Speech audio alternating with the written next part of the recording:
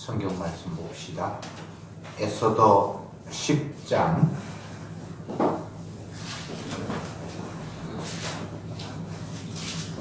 1절부터 마지막 절까지 교독하겠습니다.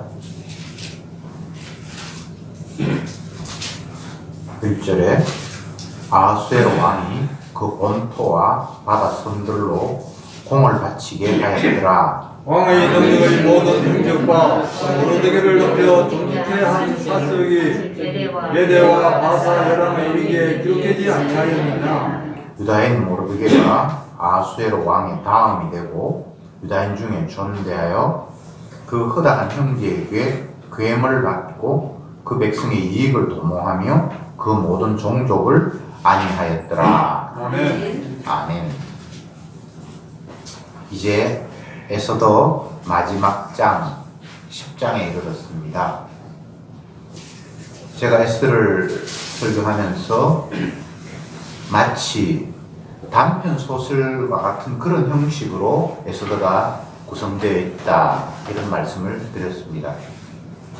보통 소설들은 이야기의 발단, 왜 이런 일이 일어났는지를 이야기를 하고 그 다음에 전개가 일어나고 절정, 그리고 대단원의 막을 내리는데 오늘 10장에는 마치 후기, 에필로그라는 그런 표현을 쓰는데 모든 걸 이제 다 끝내고 난 이후에 뒷부분 후 이런 다시 되돌아보면서 후기를 기록한 그런 형식이 10장의 내용이다, 이렇게 이해하시면 좋을 것 같습니다.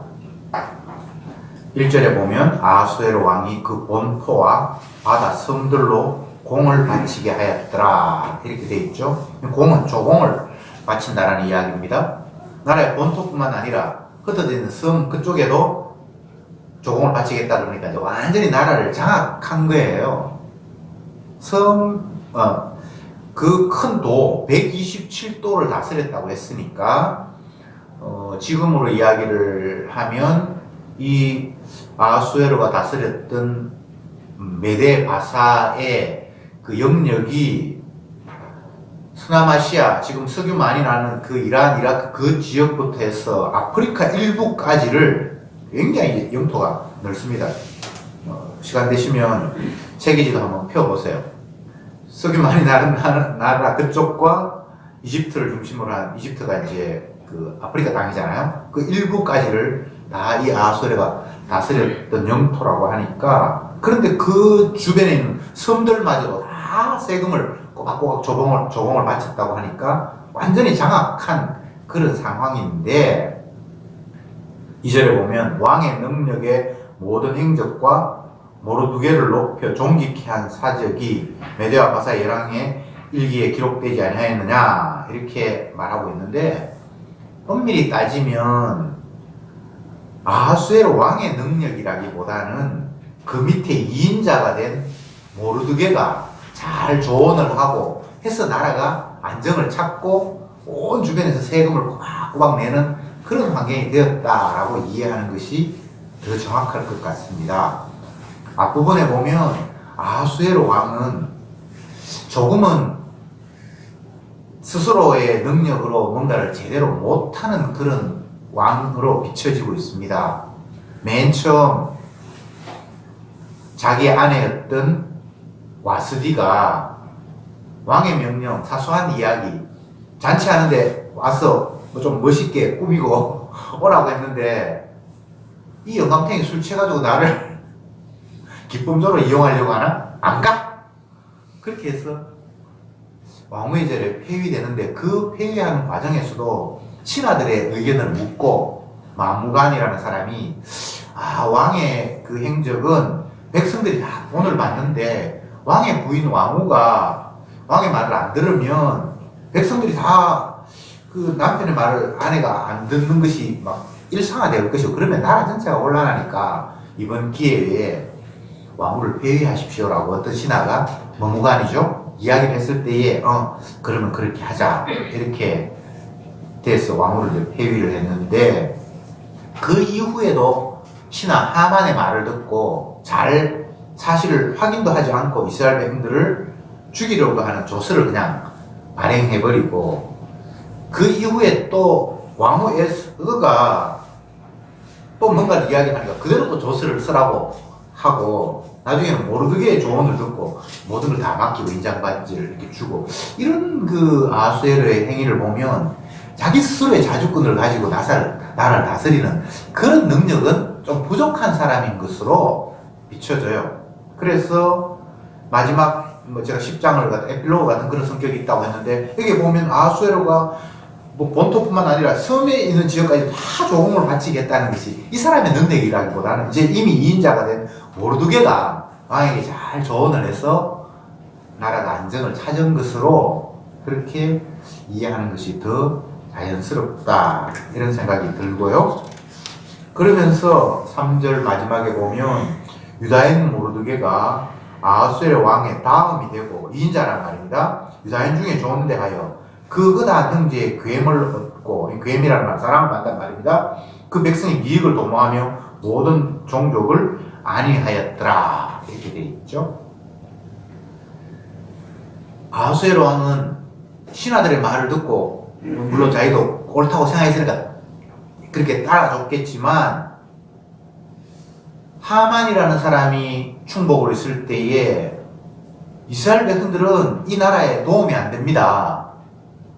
그래서 그 사람들을 다 없애는 것이 이 나라 제국의 안녕에 좋을 것 같습니다. 그렇게 해서 몇 월 며칠 날 유대인들 다 죽입시다 라고 했을 때에 그래 네가 원하는 대로 조서를 쓰라 하면서 인장 반지를 빼줬단 말이죠.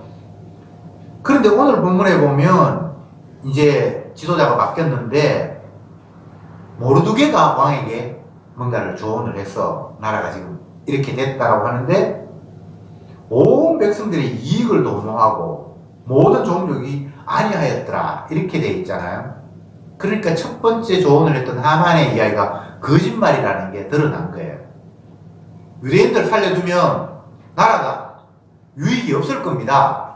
그러니까 죽여야 됩니다 라고 얘기를 했는데 이 유대인이 살아있음으로 말미암아 그 나라 전체가 다 위안을 얻고 평안해졌다. 그러니까 앞에 이야기가 거짓말이라는 것이 다 폭로가 되어버렸습니다. 3장 8절 한번 읽어볼까요? 앞부분에 하만이라는 사람이 왕에게 거짓말했던 건데 3장 8절 하만이 아하수에로 왕에게 아뢰되 한 민족이 왕의 나라 각도 백성 중에 흩어져 거하는데 그 법률이 만민보다 달라서 왕의 법률을 지키지 아니하오니 용납하는 것이 왕에게 무익하니이다 이렇게 되어 있죠. 무익. 이스라엘 백성들 살아있는 건 무익합니다. 그러니까 죽입시다. 근데 오늘 10장 3절에 보면 유익하다라는 말이 나오잖아요. 10장 3절 다시 읽어볼게요. 유대인 모르드게가 아하수에로 왕의 다음이 되고 유대인 중에 존대하여 그 의다한 형제의 괴물 받고 그 백성의 이익을 도모하며 이익이라는 말이 나오죠. 그죠? 앞부분에 무익, 여기는 이익. 정반대 개념이잖아요. 무익하다라고 이야기한 것은 그의 거짓말이고요. 이익이 됐다라는 말은 실제적인 상황이잖아요. 그래서 결과적으로는 그가 앞에 있던 사람이 거짓말을 했다. 하나님의 백성이 그곳에 사는데 무익할 리가 없죠. 주님이 함께 하시니까. 이 세상을 성경은 어떻게 이야기하고 있는가 하면 하나님이 자기 백성 살리려고 비도 주고 햇볕도 주고 모든 것들을 허락하시는데 안 믿는 사람들은 그 믿는 사람의 혜택을 보면서 같이 그냥 혜택을 누리는 거예요. 노아 홍수 시대 이후에 하나님이 무지개를 하늘에 두시면서 자기 백성에게 약속한 것이 있습니다. 이제 내가 다시는 물로 심판하지 않을 것이고 그리고 심음과 거둠을 계속하겠다. 그게 자기 백성들에게 한 약속이거든요. 정결한 짐승의 희생을 근거로 해서 너희들은 원래 악하지만 너희 행동들을 보면서 내가 뭔가를 처신하는 게 아니고 너희들 행동은 볼 것도 없으니까 그건 안 보고 정결한 짐승의 희생을 생각해서 내가 심음과 거둠을 지속할 것이다 라고 약속을 하셨습니다. 여러분 이런 말씀들이 그냥 스쳐 지나갈 수 있는 내용이 아니라 너무나 중요한 거예요. 하나님은 여러분들의 행동을 보고 벌을 하거나 복을 주는 것이 아니라 정결한 짐승의 희생을 하나님이 기뻐하시면서 심음과 거둠 복을 주겠다는 거잖아요. 이걸 신약으로 이야기하면 내가 너희들 행동 잘못했다고 해서 벌을 주거나 행동 잘했다고 해서 복을 주는 것이 아니라 내 아들 예수의 그 대신하는 희생, 그걸 통해서 내가 너희를 대우하겠다라는 이런 이야기를 하고 있는 거예요. 그러니까 여러분들이 행동 잘해서 복 받고 행동 잘못해서 저주받는 거 아니에요. 행동을 가지자면 율법의 행위로 하나님 앞에 의롭다 하심을 얻을 육체는 없느니라. 만약 여러분들이 행동을 가지고 복과 저주를 이야기한다면 복받을 사람은 아예 단 한 명도 없어요. 그런데 복받을 사람이 생겼죠? 그러면 무엇에 근거해서? 복받은 사람 행동을 근거해서? 아니요. 정결한 짐승의 희생. 신약으로 이야기하면 예수님이 여러분들의 죄를 담당하셔서 대신 저주받으신 그걸 근거로 해서 복이 오는 거예요. 그래서 정말 예수님의 십자가를 믿는 사람들은 이미 주님의 영생의 복을 받았고, 그래서 그것에 대한 감사가 주님의 십자가로 향할 수밖에 없는 거예요. 내가 정말 복 받기 위해서 고생했어. 헌신도 많이 하고 헌금도 많이 하고. 그거 사기입니다. 그런 간증 여러분 믿으면 안 됩니다.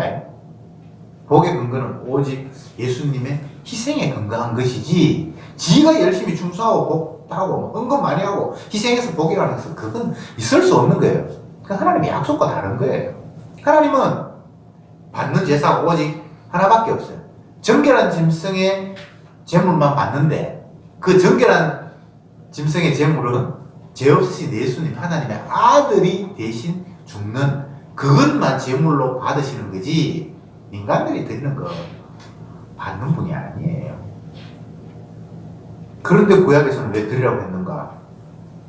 흉내내기 하라고 한 거예요. 안식일을 왜 지키라고 했는가? 참 안식이 어떤 것인가를 나중에 보게 하시는 것이 목적이에요. 인간의 제사는 하나님 받는 게 아닙니다. 히브리스에서 보면 사람의 제사 하나님 안 받아요. 계속 뭔가를 바라보게 하는 거죠. 뭔가를 지향점을 계속해서 바라보게 하는 거예요. 안식일이 그렇고, 유월절이 그렇고, 제사가 그렇고, 제물이 그렇고, 모든 것들이, 그것은 그림자이고 실체가 아닌데, 실체가 따로 있다는 걸 보여주기 위해서 흉내내기를 시킨 거예요. 하나님은 우리 기도 안 받습니다. 아들의 기도를 받으셔요. 제가 왜 이런 이야기를 계속 하는가 하면, 성경에 그렇게 되어 있어요. 참과 거짓을 두셨어요. 참은 예수님이고 거짓은 인간들이에요. 예수님이 이 땅에 오시면서 예수님도 사람, 또 다른 사람도 사람, 그렇게 보여지잖아요. 근데 하나님은 예수님만이 온전한 사람이고 나머지는 사람으로 간주하지 않는 거예요. 그런 식으로 구분을 하셨던 거예요. 예수님만이 빛이라면 나머지는 어둠이라는 이야기를 주님이 하시고 싶었던 거예요. 그래서 복음이라는 것은 우리 스스로를 어둠이라고 규정할 줄 알고 빛 되신 분은 예수님밖에 없다라는 것을 깨닫는 것이 복음을 깨닫는 거지, 내가 지금은 모자라는데 열심히 노력하고 애써서 참이신 예수님을 따라가서 나도 참이 돼야지, 이건 복음이 아니에요. 예수님만 참이고 우리는 영원히 거짓입니다. 예수님만 빛이고 우리는 영원히 어둠입니다. 끝까지 가는 거예요. 사람이 성장하고 바뀌고 자라가는 것은 마귀의 개념입니다. 인류의 역사를 발전한다라고 말하는 사람이 있는데 발전 안 합니다. 악이 더욱더 악으로 노출될 뿐이고요. 어린 아이가 자라면 점점 더 어른이 되고 지혜로워진다라고 말하는데 아닙니다. 점점 더 악을 잘 교묘하게 숨기는 화장술만, 위장술만 발전할 뿐이지 똑같은 거예요. 어린 아이들은 자기 악을, 욕망을 있는 그대로 노출해 버리잖아요. 똥도 사버리고 싫으면 울고. 근데 나이가 지나면 그걸 감출 줄 알죠. 그런데 여전히 악이 배출되는 것은 하나도 바뀌지 않습니다. 주님은 우리를 바뀌라고 말한 적도 없습니다. 너 아니야, 너 바라보지 말고 예수님 바라봐, 그 이야기를 하시는 거예요. 여러분 바뀝니까? 아니, 제가 묻겠는데, 여러분 서로 그러면 한번 마음속으로 대답해 보세요. 여러분이 점점 더 성장해 가고, 뭐, 깨끗해집니까? 아니에요. 절대 주님께서 우리 바꾸지 않습니다. 바뀌면 어떤 문제가 생기는가 하면, 주님이 대신해서 저주받아야 될 이유가 없어져 버려요. 십자가의 존재 이유가 사라져 버려요. 죄인과 죄 용서하시는 예수님 만나야 되잖아요. 그렇게 해서 하나님의 아들의 그 십자가가 대단한 것으로 돋보이는 것이 아버지 하나님의 뜻이잖아요.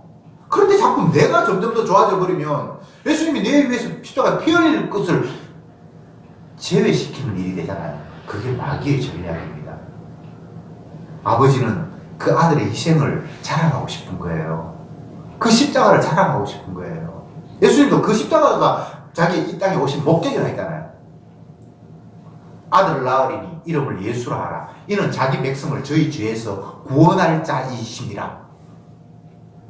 예수님이 오시는 목적이 자기 백성의 죄를 담당하시고 구원하기 위해서 오셨잖아요. 그럼 십자가가 지시는 게 궁극적인 목적이잖아요. 그리고 성경에 십자가 지심으로 말하면 다 이루었다라고 말씀하셨잖아요.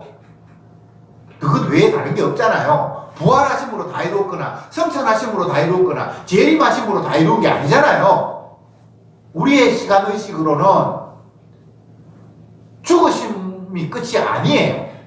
우리의 시간의식으로는 살아나는 게 더 낫고 성천하고 나중에 다시 오시는 게 끝일 것이 우리의 사고방식이잖아요. 근데 주님은 그렇게 말씀하지 않았어요.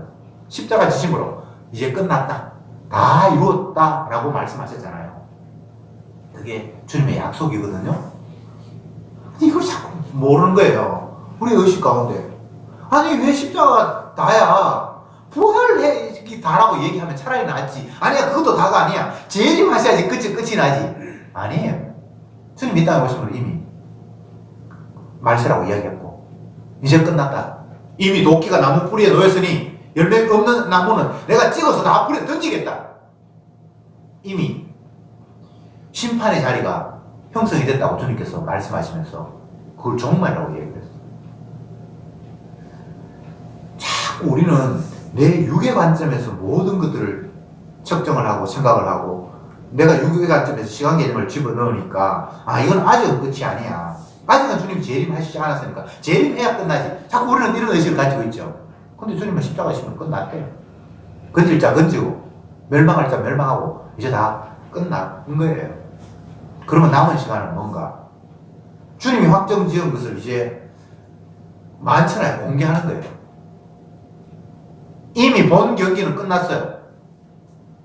그래서 누가 이겼는지 전지를 이제 중계방송을 하면서 펼쳐지는 게 인류의 역사예요. 끝은 났습니다. 이미 승부가 났어요. 그랬는데 보니까 저 위기가 가도 이 팀이 승리했으니까 저거는 골 안 들어가는구나. 이런 거예요. 이걸 못 믿으니까 끝이 났는데도 불구하고 위기의 장면이 중계방송이니까 막 불안해 막 뜨는 거예요. 골을 들어가면 어떡하지? 게임 끝났어요. 예수 안에 있는 자에게는 결코 정죄함이 없는 세계가 펼쳐져 버렸어요. 이것을 구약으로 이야기하면 생명나무가 있는 그곳에 있는 사람은 이제 폭풍이 오고 태풍이 불고 어떤 일이 있어도 마귀가 틈타더라도 정죄할 수 없는 세계가 이미 용서받은 세계가 이루어져 버렸어요. 애국에서 마지막 이스라엘 백성들이 탈출하는 그 6월절 밤에 하나님이 애국 땅에 있는 모든 장자를 다 죽이는 무서운 심판이 천사에 의해서 시행이 되는데 문지방에 문틀에 어린 양에 피가 발린 사람들은 이미 죽었다고 간주하고 죽음의 심판자가 천사가 통과할 것이다 라고 말씀을 하셨어요. 그럼 이미 끝난 거예요. 훌륭해서 나는 살아남았다. 저놈들은 악해서 죽었다가 아니라 어린 양의 피 때문에 내가 살았구나 라고 확정된 거예요. 그래서 사도 바울은 날마다 피를 자랑하는 거예요. 나는 피 말고는 내세울 게 없어. 너희들의 행위를 지금 자랑하고 율법을 지켰다 그러고 복음을 안다 그러고 뭐 오만 이야기를 다 하는데 따져봐. 나는 어릴 때부터 할례를 받았고 뭐 이야기를 쭉 하면 너희들은 입도 뻥끗 못할 거야. 나는 율법으로 흠이 없는 자야. 너희들 기준으로. 하나님의 관점이 아니고 인간의 관점에서 난 율법으로 흠이 없는 자야. 근데 그거 다 배설물이야. 그거 다른 하나님 섬겼어. 바알을 섬긴 거하고 똑같은 거야. 예수님의 아버지 말고는 진짜 하나님이 없었어. 내가 섬겼던 아버지는 그 예수님 입장에서는 마귀가 우리 아버지였어. 그래서 내가 예수님을 잡아 죽이는 일에 가담했던 거야. 그러니까 그렇게 깨달은 사도 바울의 입장에서는 인간의 열심, 노력, 과거에 주님을 위해서 헌신했던 거 그거 다 배설물이에요. 우리도 날마다 우리의 행위를 배설물로 여길 수 있어야 됩니다. 그게 이론으로 되는 건 아니고 십자가가 생명을 확 와닿는 순간 상대적으로 이거는 다 쓸데없는 거예요. 뭐 하나가 기여하면 나머지는 다 안중에도 없어요. 남자가 사랑하는 여인을 만나면 그 사랑하는 여인 외에 나머지는 별로 관심의 대상이 안 돼요. 인간은 하나밖에 못 가져요. 무엇 하나가 귀하면 나머지는 상대적으로 뭐 그냥 시시해요. 그럴 수밖에 없어요. 두 주인을 섬길 수 없어요. 돈이 귀한 사람은 돈이 귀하지 나머지는 아니에요. 주님이 귀한 사람은 주님이 너무나 귀하기 때문에 나머지 거는 그냥 뭐 있어도 그만 없어도 그만 그냥 그렇게 돼버리는 거예요. 그래서 하나님이냐 돈이냐 그렇게 주님께서 물으셨던 거잖아요. 아 나는 뭐 하나님도 섬기지만 뭐 돈도 뭐 괜찮고 그런 식으로 등식을 나란하게 똑같이 중요해. 이거 성립이 안 돼요. 그래서 흔히 어른들이 이야기하잖아요. 물에 빠졌는데 엄마 먼저 건질래 아내 먼저 건질래.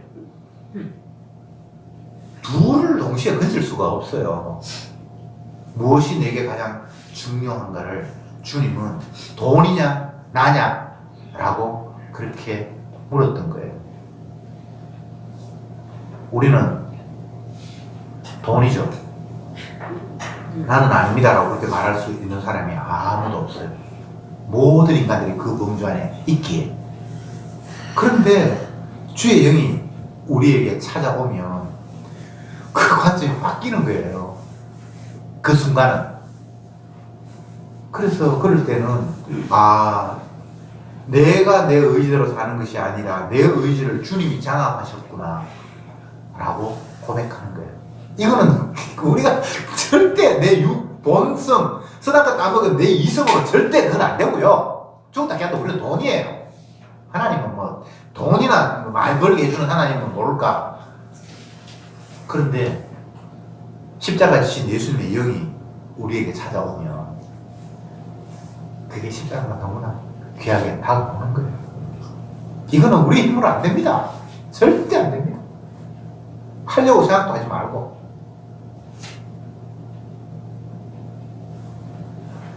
에스더를 이제 마치면서 제가 이런 말을 하고 싶어요. 이스라엘의 짧은 역사, 자기 나라는 다 잊어버리고 남의 나라에 포로 잡혀가서 그 남의 나라 포로 가운데 일부인 이스라엘 백성들이 있었던 일, 그렇게 이제 역사적으로 보이죠. 근데 주님의 관점에서는 그게 전부예요. 그게 일부가 아니에요. 그게 하나님의 일하심의 전부예요.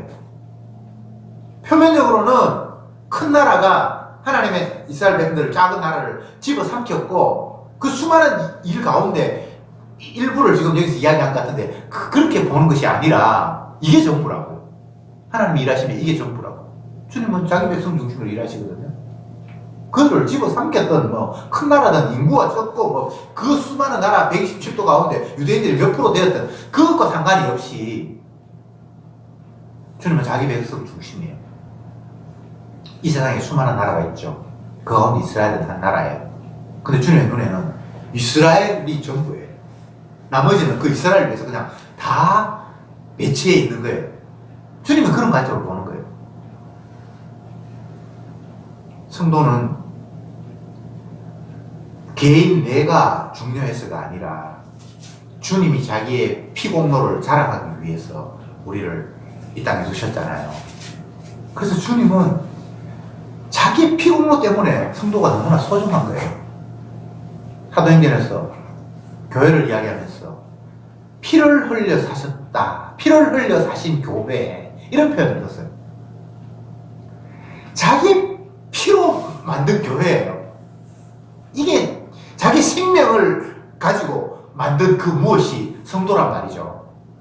근데 시시하게 인간들이 사람들 모여서 교회라 그러고, 우리 교회 가운데도 이 사람은 내하고 친하니까 뭐 히브리파, 헬라파, 인간이 모이니까 별별 게 다 있죠. 그 가운데 부자, 가난한 사람, 고린도교회 보면 부자들끼리 성찬식 하면서 자기들은 소고기 먹고 가난한 사람들은 나물 먹고.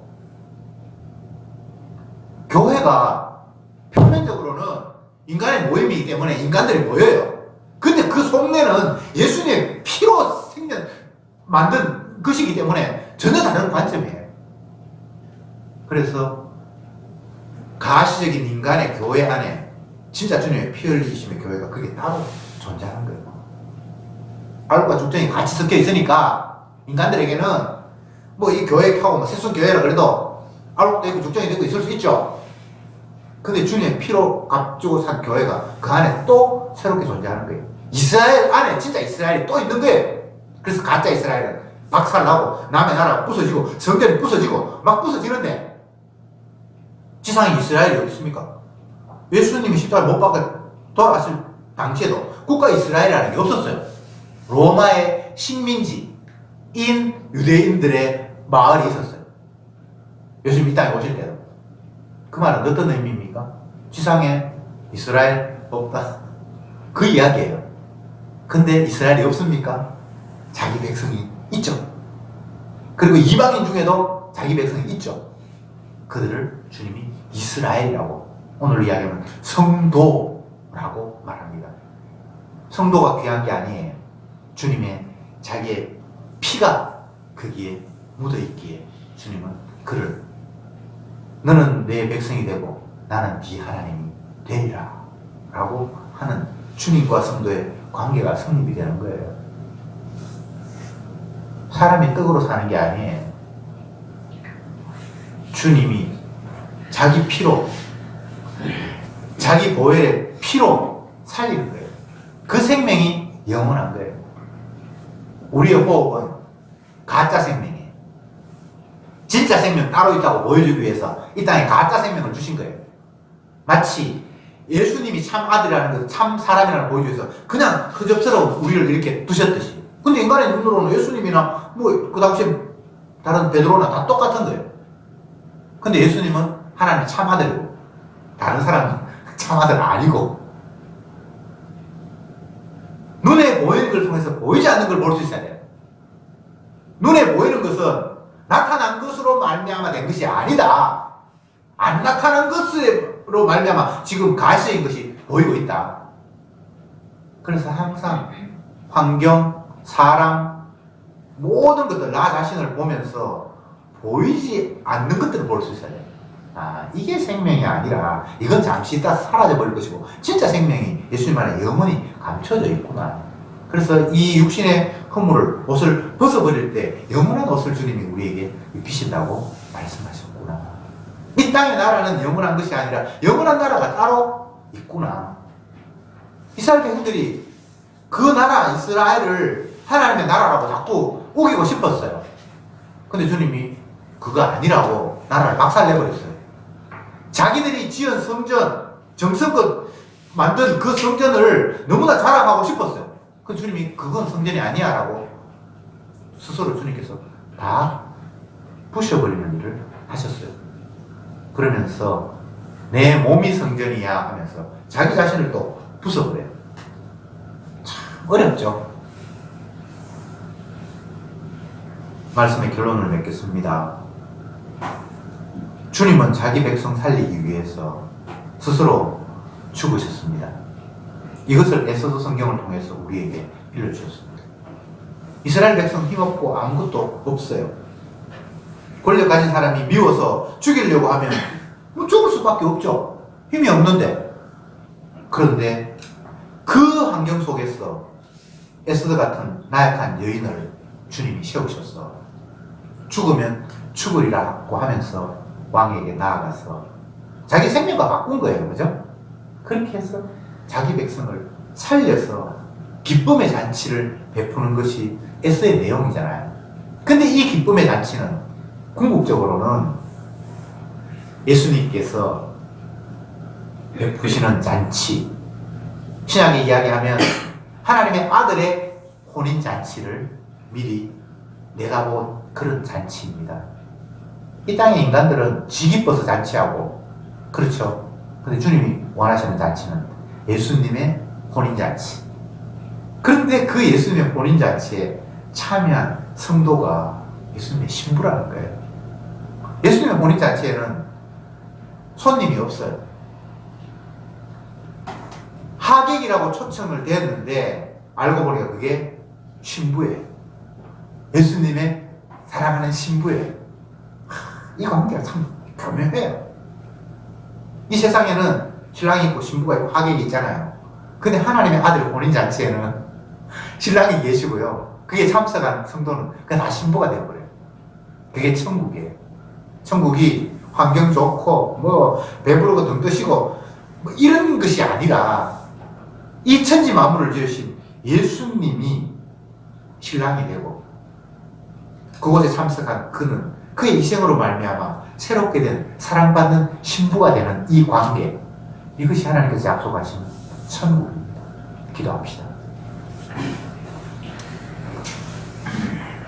주님의 피로 값주고 산 생명을 당신의 사랑하는 신부로 맞이하기 위해서 모든 것들이 다 펼쳐졌고, 그것을 통해서 예수님이 주가 되시는 그 놀라운 계획. 주여, 세상은 그 놀라운 비밀을 알지도 못하고 무시하면서 가시적인 것, 생명도 아닌 것을 생명인 것처럼 아끼고 이것을 마치 영원히 지속할 것처럼 아둥바둥 살아갑니다. 그러나 그 어떤 생명도 영원히 지속되는 것은 없고, 주님이 말씀하셨듯이 영원한 생명은 예수 그리스도 안에 감춰져 있다는 사실을 우리에게 깨닫게 하시니 참으로 감사합니다. 남은 여생 이 땅을 살면서 내 목숨이 생명이 아니라 주 안에 감추어진 생명이 있다는 사실을 잊지 말게 하시고, 그림자, 임시인 것들은 임시인 것들로 취급하면서 영원히 면치 않는 주님의 약속의 말씀만을 귀하게 바라보며 그 말씀으로 이끌려 기쁨으로 살아가는 주님을 찬송하는 저들이 되게 하옵소서. 예수님의 이름으로 기도드립니다. 아멘.